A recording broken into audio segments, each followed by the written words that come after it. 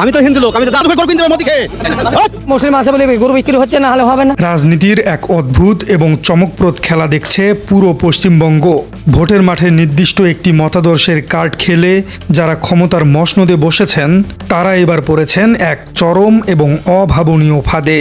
যে ফাঁদ তারা নিজেই তৈরি করেছিলেন রাজ্যের সংখ্যালঘু মুসলিমদের কোণঠাসা করার জন্য, এবার সেই আইনি ফাঁদেই ফেসে গেছে পুরো শুভেন্দুর দল। সবচেয়ে বেশি এখন গরু পাচার হয় নর্থ ইস্ট থেকে, এবং কেন্দ্রীয় হোম মিনিস্ট্রির অফিসাররা এবং স্টেট গভর্নমেন্ট অফিসাররা যুক্ত না হলে এই গরু পাচার হয় না।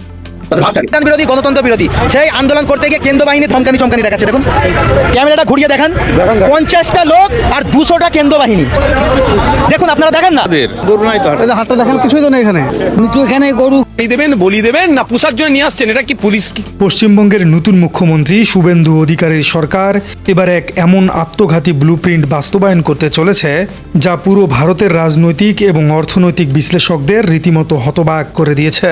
পবিত্র ঈদুল আজহা এবং কোরবানির ঈদকে সামনে রেখে গরু কোরবানির উপর এক অদ্ভুত এবং হাস্যকর আইনি নিষেধাজ্ঞা জারি করা হয়েছে।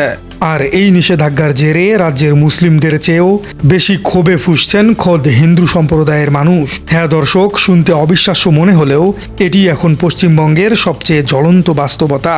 মেরুকরণের রাজনীতি করতে গিয়ে সরকার আজ রাজ্যের গ্রামীণ অর্থনীতিকে আক্ষরিক অর্থেই ধ্বংসের দ্বারপ্রান্তে নিয়ে গেছে, যার প্রতিবাদে আজ হিন্দু কৃষকরাও শুভেন্দুর সরকারের বিরুদ্ধে রাজপথে নামতে বাধ্য হচ্ছেন। দর্শক, একটু গভীরভাবে বিশ্লেষণ করলে বুঝতে পারবেন কি ভয়ঙ্কর এক নীল নকশা বাস্তবায়ন করতে চাইছে পশ্চিমবঙ্গের বর্তমান শুভেন্দুর সরকার।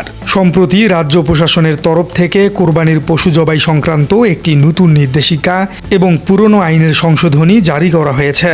এই নির্দেশিকায় অত্যন্ত সুকৌশলে বলা হয়েছে যে কোরবানির জন্য কোনো সুস্থ সবল এবং ত্রুটিমুক্ত গরু, ছাগল বা মহিষ জবাই করা যাবে না।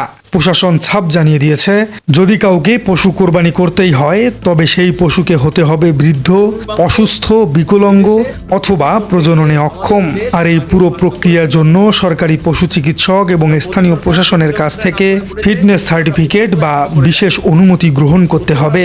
আইন এবং ধর্মীয় বিশ্লেষকদের মতে এই একটিমাত্র আইনি প্যাচেই লুকিয়ে আছে রাজনীতির সবচেয়ে বিষাক্ত মাস্টার স্ট্রোক।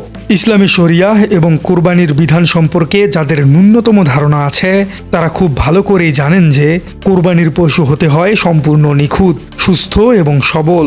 কোনো অন্ধ, খোরা, রোগাক্রান্ত বা বিকলাঙ্গ পশু দিয়ে ইসলাম ধর্মে কোরবানি দেয়া সম্পূর্ণ অবৈধ। সরকার সরাসরি কোরবানি নিষিদ্ধ শব্দটি উচ্চারণ করেনি ঠিকই, কিন্তু তারা আইনের এক এমন গোলকধাঁধা তৈরি করেছে যাতে কোনো মুসলিম চাইলেও তার ধর্মীয় বিধান সুন্দরভাবে পুরোপুরি মেনে একটি পশু কোরবানি দিতে পারবে না। সরকার ঘোষণা করেছে এই নিয়ম অমান্য করলে সোজা 6 মাসের কারাদণ্ড এবং মোটা অঙ্কের জরিমানা গুনতে হবে।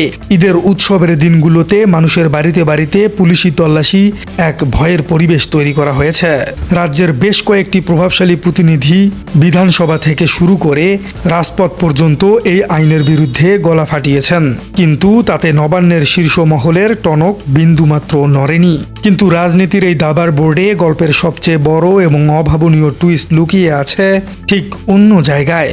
শুভেন্দু অধিকারীর দল ভেবেছিল এমন আইন করে তারা হয়তো তাদের কট্টরপন্থী ভোট ব্যাংককে চিরতরে সন্তুষ্ট করে ফেলবে, কিন্তু তারা গ্রামীণ অর্থনীতির সেই অমোঘ এবং নির্মম সমীকরণটি সম্পূর্ণ ভুলে গিয়েছেন।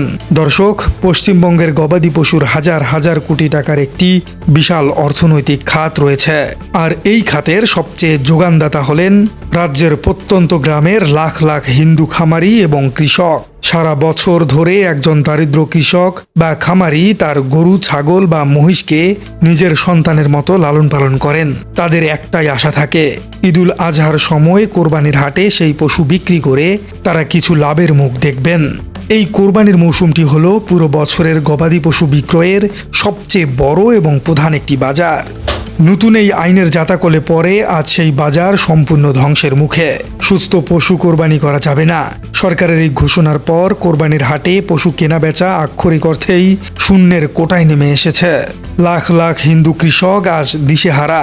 তারা বুঝতেই পারছে না সারা বছর ধরে যে লাখ লাখ টাকা তারা গবাদি পশুর পেছনে বিনিয়োগ করেছেন তারা কিভাবে সেটি তুলে আনবেন। ব্যাংক বা মহাজনের কাছ থেকে যে চড়া সুদের ঋণ তারা নিয়েছেন তা এখন কিভাবে শোধ করবেন? বিক্রি না হলে এই অবলা পশুগুলোকে তারা খাওয়াবেনই বা কি? এই চরম অর্থনৈতিক বিপর্যয়ের সামনে দাঁড়িয়ে হিন্দু খামারিরা আজ খোলাখুলিভাবেই বলছেন সরকারের এই চরম অবাস্তব সিদ্ধান্ত তাদের পথে বসিয়ে দিয়েছে। ভোটের রাজনীতি করতে গিয়ে সরকার আজ তাদের রুটি রুজির উপর সরাসরি কুঠোরাঘাত বা আক্রমণ করেছে। পরিস্থিতি এতটাই নিয়ন্ত্রণের বাইরে চলে যাচ্ছে যে খামারিদের বিভিন্ন সংগঠন এবং হিন্দু ব্যবসায়ীরা এবার সরাসরি শুভেন্দু সরকারের বিরুদ্ধে রাস্তায় নেমে বিশাল প্রতিবাদ এবং ঘেরাও কর্মসূচি পালন করেছেন। যেই আইনের দোহাই দিয়ে সরকার সংখ্যালঘুদের কোণঠাসা করতে চেয়েছিল, আজ সেই সিদ্ধান্তই বুমেরাং হয়ে সরকারের দিকেই ধেয়ে আসছে। পেটের ক্ষুধার কাছে যে রাজনীতির চাল টিকতে পারে না, পশ্চিমবঙ্গের রাজপথ আজ তারই একটি জ্বলন্ত প্রমাণ। দর্শক, আগ্রাসন এখানেই থেমে নেই। ক্ষমতার দম্ভে সরকার একের পর এক বিতর্কিত সিদ্ধান্ত নিয়েই চলেছে। দৈনন্দিন ধর্মীয় আচার পালনের উপরও শুরু হয়েছে এক অঘোষিত বিধিনিষেধ। গত শুক্রবার জুমার নামাজের দিন কলকাতার অন্যতম প্রধান একটি এলাকা রাজাবাজারে এক নজিরবিহীন দৃশ্য দেখা গেছে। বছরের পর বছর ধরে রাজাবাজারের মতো ঘনবসতিপূর্ণ এলাকায় মসজিদের ভেতরে জায়গা সংকুলান না হওয়ায় সাধারণ মানুষ বাধ্য হয়ে রাস্তার ফুটপাতে জুমার নামাজের কাতার করে আসেন। এটি কোনো রাজনৈতিক জমায়েত নয়, এটি নিতান্তই স্থান সংকুলান না হওয়ার কারণে 5 থেকে 10 মিনিটের একটি ধর্মীয় বাধ্যবাধকতা। কিন্তু আচমকাই সেখানে হানা দেয় বিপুল সংখ্যক পুলিশ। প্রশাসন থেকে আইন জারি করে বলা হয়েছে মসজিদের বাইরে রাস্তায় কোনোভাবেই নামাজের কাতার করা যাবে না। শত শত মুসল্লিকে আজ নামাজ পড়তে বাধা দেওয়া হয়েছে। ভারতের ধর্মনিরপেক্ষ সংবিধানের উপর এটি এক বিশাল আঘাত হিসেবে দেখছেন বিশ্লেষকরা। একদিকে কোরবানির সুস্থ পশু জবাইয়ের উপর আইনি নিষেধাজ্ঞা আর পুলিশের ওয়ারেন্ট ছাড়া তল্লাশির হুমকি, অন্যদিকে জুমার নামাজে বাধা আর লাখ লাখ হিন্দু খামারির পথে বসার উপক্রম। সব মিলিয়ে পশ্চিমবঙ্গ আজ পরিণত হয়েছে এক ফুটন্ত আগ্নেয়গিরিতে। রাজনীতির ভিত্তিতে মানুষকে ভাগ করতে গিয়ে সরকার আজ এমন এক অর্থনৈতিক এবং সামাজিক সংকট তৈরি করেছে যার বিস্ফোরণ সামলানো হয়তো খোদ প্রশাসনের পক্ষেও আর সম্ভব হবে না। গ্রামীণ কৃষকদের দীর্ঘশ্বাস আর সাধারণ মানুষের চাপা ক্ষোভ যখন এক বিন্দুতে মিলিত হবে, তখন সেই ঝড়ে অনেক অহংকারী সিদ্ধান্তই বাতিল করতে বাধ্য হবে সরকার। সময়ের সাথে সাথে এই রাজনৈতিক এবং অর্থনৈতিক সংকট কোন দিকে মোড় নেয় সেটাই এখন সবচেয়ে বড় দেখার বিষয়। দর্শক, আপনার কি মনে হয় শুভেন্দু অধিকারী কেন মুসলিমদের পেছনে লেগেছেন? আর এবারের কলকাতার ঈদ কি আসলেই খুশির ঈদ হবে, নাকি ঈদ পরিণত হতে পারে একটি ভয়ঙ্কর সংঘাতে? কমেন্টে জানিয়ে দিন আপনার মূল্যবান মতামত। আর আমাদের চ্যানেলে নতুন হয়ে থাকলে চ্যানেলটি সাবস্ক্রাইব করার অনুরোধ থাকলো। দেখা হচ্ছে পরবর্তী কোনো ভিডিওতে। জন্ম সার্টিফিকেট লাগবে, আমাদের এখন বিষ খেয়ে মরতে হবে। সরকার থেকে বিদেশে গরু মাংস যাচ্ছে বছরের তাদের কি কোনো বার্থ সার্টিফিকেট আছে? ছুটি সে আদম বলে তো প্রায়